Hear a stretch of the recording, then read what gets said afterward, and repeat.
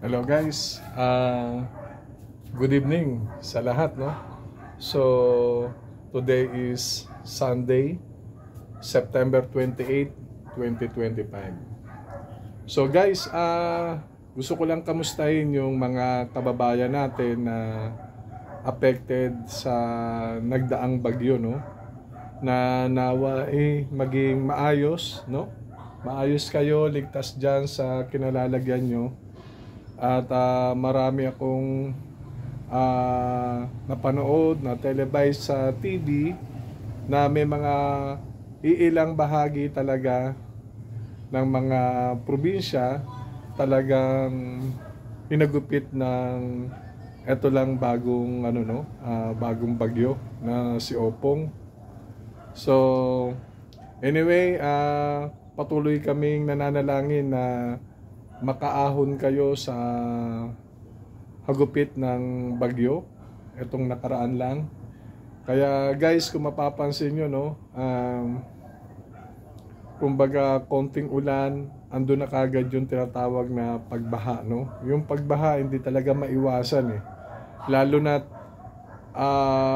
may na-televise din, maraming nasirang mga dike, no? Kumbaga ito rin yung kasalukuyang tinatalakay ngayon, yung mga substandard na mga materyales na nilagay na kung saan ito at dumating yung mga unos o yung bagyo, ito ay nasira dahil nga sa inilagay na materyales na hindi talaga sapat, no? Kaya guys, maraming nagsasabi, no? Maraming nagsasabi, nagkakaroon na ng mga kanya-kanyang rally. Iba-ibang puwersa ang ginagawa kasi nga lagi silang kinakabahan pag dumarating na yung mga tinatawag na bagyo. At nauuwi lang talaga sa mga pagbaha. Minsan nagbubuwis pa ng buhay ng isang tao, ng mga tao, no? Kaya guys, hindi natin masisisi yung mga kababayan natin sa ngayon na kung saan sila ay nagkakaroon ng pagwewelga, no? Pag-aalsa. Gawa nga gusto nilang iparating, ipaabot paalam sa gobyerno yung mga nararanasan nila sa ngayon. Okay? Kaya guys, kung mapapansin nyo, no, maraming mga rumors o bulong-bulungan na ang sabi nga guys ay ibabalik daw yung mga tax na kinuha, no? So marami naman nagsasabi na yung mga kinuha na yan ni sa panaginip daw hindi nila inisip na ito ay may babalik pang muli. Okay? Gawa nga sa ganitong sitwasyon, so talamak na talaga ang mga kababayan natin na kung saan kapag talaga humawak ng salapi o pera, kumbaga mas minamanage sila ng salapi, no? Kasi ang tao kayang i-manage ng pera. Marami silang pwedeng, ang pera maaring pwedeng gawin sa tao eh. Katulad ng pwede niya yung tao na galing sa mabuti ay pwede niya maging masama, no? Lalo na't kung ito ay umahawak na limpak-limpak na salapi. So maraming pumapasok sa kanilang isipan at hindi nila iniisip na kung ano ba ang kahinatnan, no? O kalalabasan ng mga bagay na kanilang mga kinuha o kinikbak, no? Kaya nga katulad nga nito, unang bungad ko sa vlog, kinakamusta natin yung mga affected sa bagyo.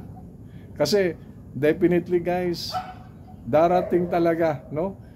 Lahat ng pagbaha at pag-ulan, konektado talaga yung tinatawag na mga sinasabi nilang substandard na nilagay diyan, no?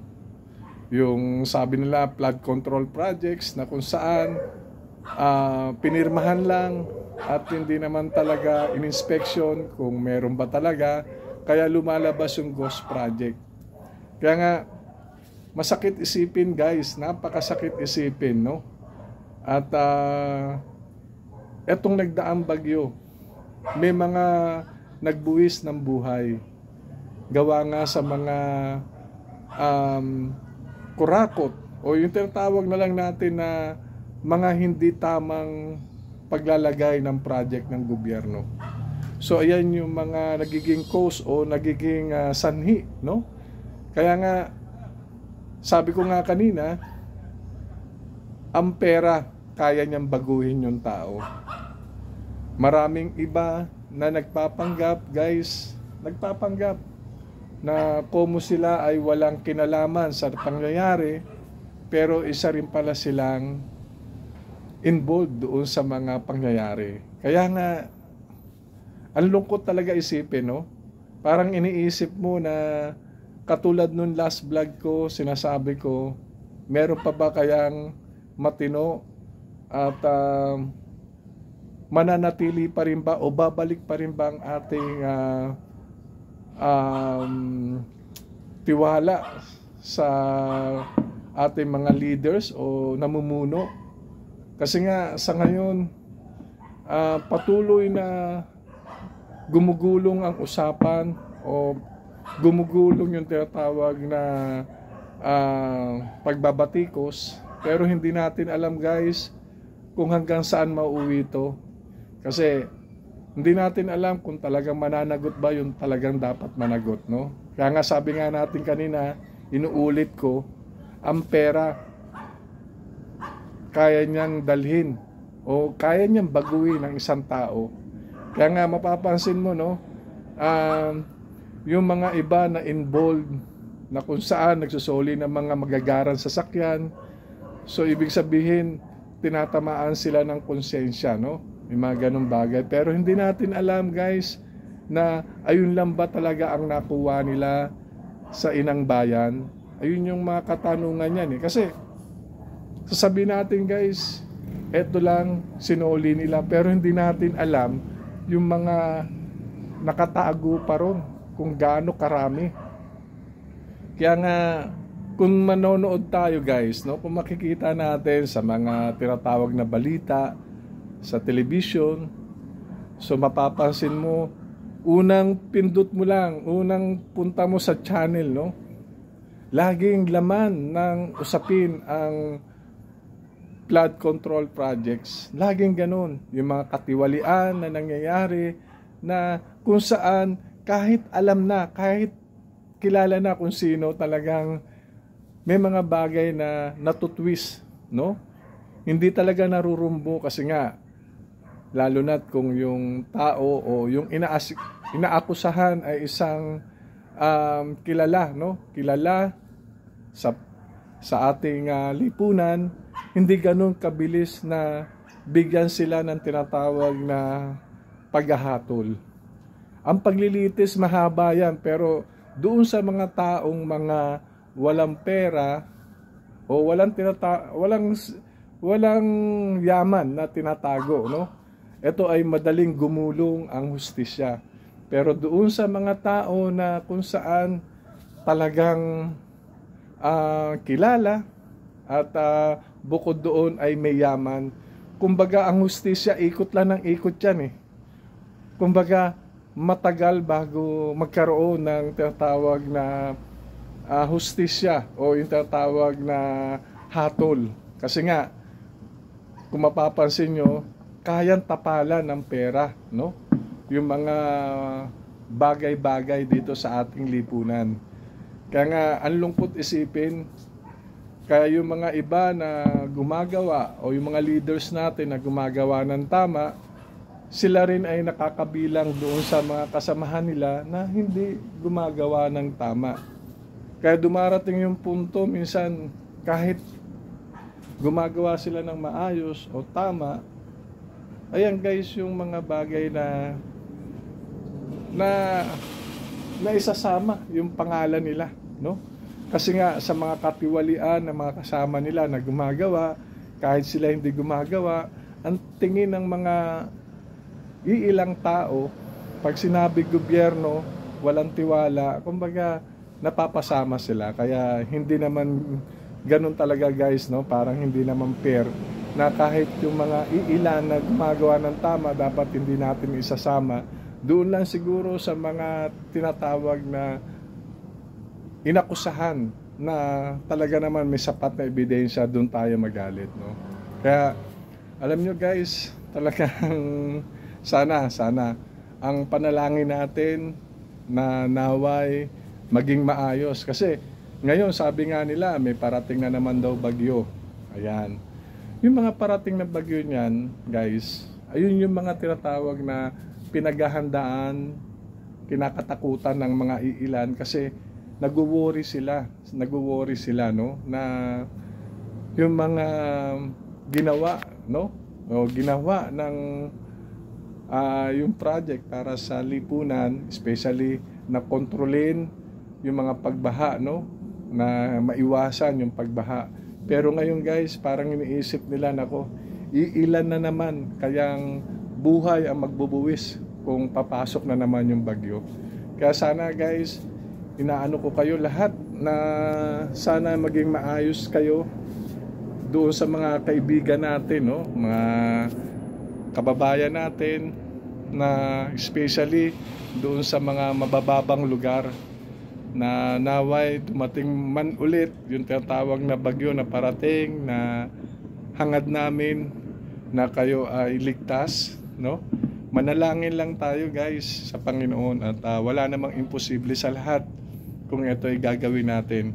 Ngayon, kung ano yung mga nangyayari sa atin ngayon guys, sa ating lipunan, ipagpasa Diyos na lang natin to, na humiling pa rin tayo na magkaroon ng tapat na leaders na hawak sa atin at magiging sandala natin, no? Magiging pareha sa lahat ng labanan. Kaya wag natin isara yung isipan natin sa ngayon, although medyo malabo pa guys, malabo pa kasi wala pa talaga, pagulong-gulong pa rin ay yung tatawag na discussion kung sino ba talaga ang dapat managot. So anyway, kinakailangan relax lang tayo, no? Huwag tayong magpadala sa ating bugso ng damdamin kasi may mga iilan andyan na talagang hindi na mapagilan kasi sila ay apektado. Lahat tayo apektado actually, lahat ng mga nagtatrabaho, lahat ng may mga business, kasi lahat tayo ay may pakialam, lalo na sa tinatawag na tax na nangyayari sa ngayon. Kaya guys, ito lang masabi ko sa inyo, walang masama, no, na mangyayari kung patuloy tayong mananalangin. Ayun lang binibigay natin sa lahat. Kasi etong lahat ng bagay na hinahanap natin na kaliwanagan ay dun lang sa panalangin natin, no. Anyway guys, kamusta lang ako dyan sa lahat, no.